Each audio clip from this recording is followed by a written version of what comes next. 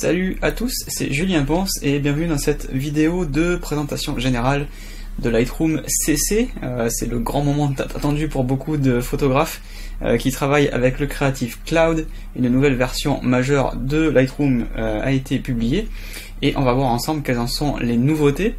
Alors là, c'est une vidéo où je vous parle directement pour vous présenter un petit peu de manière globale ce qui s'est passé entre Lightroom 5 et Lightroom CC, et vous trouverez après cette vidéo plusieurs vidéos qui présentent les nouveautés avec un screencasting, avec l'écran qui s'affiche. Donc là, pendant que je parle, vous allez voir via le montage des opérations que j'effectue sur le logiciel lui-même, mais après on aura vraiment sous forme de tuto et d'ateliers pratiques les fonctions mises en avant, bien entendu.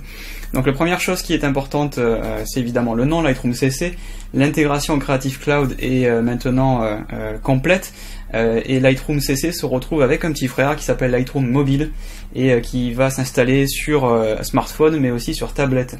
Alors qu'est-ce que ça permet de faire? Ça permet de commencer à travailler sur sa version bureau, sur Lightroom Bureau, donc Lightroom CC, et ensuite d'envoyer des photos dans le nuage pour les retrouver quand vous êtes en déplacement, ce qui peut être assez pratique.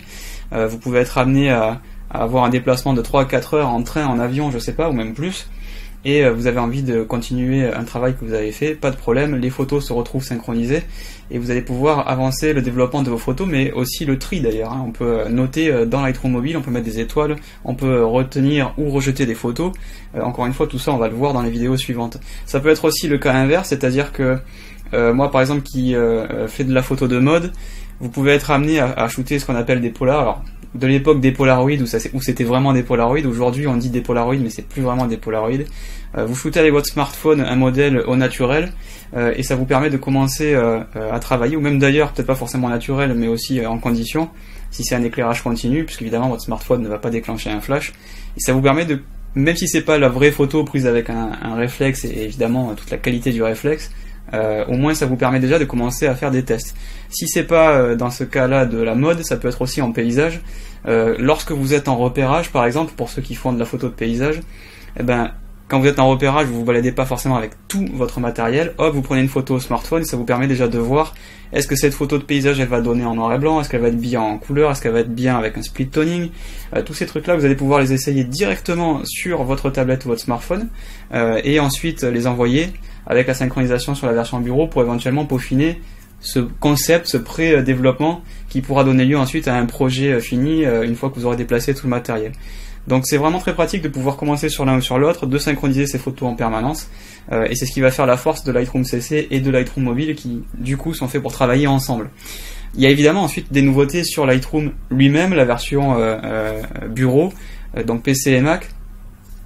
Il n'y a pas de nouveautés ultra spectaculaire dans le sens où toute l'interface a changé ou toute la philosophie a changé. Alors non, parce qu'il n'y a pas lieu de le faire, tout simplement. Vous avez toujours le même système de modules, il y a toujours le module bibliothèque pour trier, le module développement pour développer et retoucher ses photos, et puis on a ensuite toujours la galerie web, le diaporama, les cartes, etc. et aussi l'impression, bien entendu. Dans le module développement, ce que je vais retenir, parce que je vais pas vous donner toutes les nouveautés dans cette vidéo, parce qu'il y a plein de petits trucs et il y a d'autres gros trucs, je vais vous parler des grosses nouveautés, ce qui va vraiment faire la différence avec Lightroom 5 et qui, selon moi, justifie la mise à jour, le passage à Lightroom CC, rien que pour ça. La première chose, ça va être l'accélération graphique du module développement, l'accélération GPU. Alors qu'est-ce que ça fait ce truc-là? Ça va faire que votre carte graphique va prendre en charge certains des calculs qui vont être faits pendant les retouches du module développement et pendant plutôt que vous baladez dans le module développement. Vous savez, quand vous faites un zoom sur une image, si c'est un fichier brut qui est assez lourd, le zoom peut avoir un petit délai, voire un gros délai suivant la puissance de votre machine. Si c'est la carte graphique qui travaille, on va pouvoir utiliser les capacités OpenGL de votre machine pour prendre en charge ce calcul. C'est-à-dire que le processeur va être déchargé de ce calcul et la carte graphique qui jusque-là ne faisait rien dans le logiciel va pouvoir mettre à profit sa puissance pour pouvoir prendre en charge ce calcul. Donc ça veut dire qu'une machine comme la mienne par exemple, que vous voyez peut-être pas là dans le cadre, mais qui est là-bas, qui est un MacBook Pro Retina, c'est un MacBook Pro Retina de 2012, donc la première génération, avec une GeForce 650M et un chipset intégré Intel HD 4000. Ces deux cartes graphiques ne faisaient rien pendant qu'on travaillait dans Lightroom 5. Vous avez tous eu aussi des petits soucis quand on peint avec le pinceau, quand on fait un masque, enfin quand on fait un réglage local avec le pinceau, et bien ce réglage local maintenant il est accéléré par la carte graphique. On avait souvent un petit délai entre le moment où on faisait un geste, notamment à la tablette graphique, et le moment où ça apparaissait à l'écran dans Lightroom. Maintenant c'est fini, puisque ce calcul est fait en temps réel par la carte graphique, c'est vraiment en temps réel, il n'y a plus de latence et c'est vraiment un confort de travail qui n'a plus rien à voir. Une machine donc comme le MacBook Pro Retina de 2012, en tout cas le mien, qui n'est pas du tout le dernier mais qui est la première génération, qui était un petit peu juste sur des gros fichiers bruts, et bien grâce à Lightroom CC, ça redevient très très fluide, et en gros on pouvait se dire je vais peut-être acheter un nouvel ordinateur. Ah bah non, du coup il n'y a plus besoin de changer de machine puisque une ressource qui jusque-là n'était pas utilisée se retrouve utilisée. Ce sera peut-être pas présenté comme une révolution, mais je vous garantis que ça change votre façon de travailler.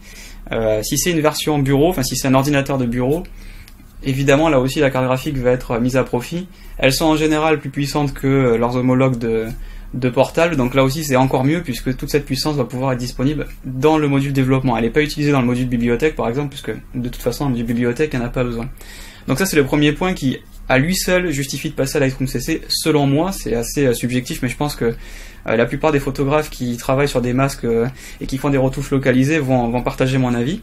Si ça peut vous sauvegarder, vous éviter de racheter une machine qui va s'en plaindre. En général les logiciels ne vont pas dans ce sens, ils vont dans le sens de on part du principe que le client a racheté du matériel récent, ce qui fait que du coup on n'optimise pas trop. Là en l'occurrence les ingénieurs d'Adobe ont fait le chemin inverse, ils rendent une machine ancienne plus puissante, virtuellement, en tout cas j'utilise mieux sa puissance pour rendre le logiciel plus rapide, et ça c'est tellement rare dans l'industrie du logiciel pour être remarqué. Merci de l'avoir fait. L'autre nouveauté principale, ça va être en fait l'ajout d'un outil qui est un double outil en fait, ça s'appelle la fusion, et il y a une fusion HDR et il y a une fusion panorama, photomerge. Alors je pense que vous avez compris déjà ce que c'est. Avant, quand on voulait fusionner et faire du HDR, il fallait prendre les images et dire ouvrir, modifier dans Photoshop, et c'était la fusion HDR Pro qui prenait le relais. Donc on sautait dans Photoshop et il fallait bricoler dans Photoshop. Quand on voulait assembler un panorama, on avait photomerge, mais c'était pas photomerge dans Lightroom, c'était encore une fois, on sélectionne les photos, quitte à les avoir développées avant, et on va les amener dans Photoshop pour assembler le panorama. Maintenant, grâce à la fusion HDR et la fusion de panorama avec photomerge, on peut faire ça directement dans Lightroom CC, sans quitter Lightroom CC, pas besoin de Photoshop. Vous pouvez toujours accéder à l'ancienne option si vous voulez, mais vous n'êtes pas obligé.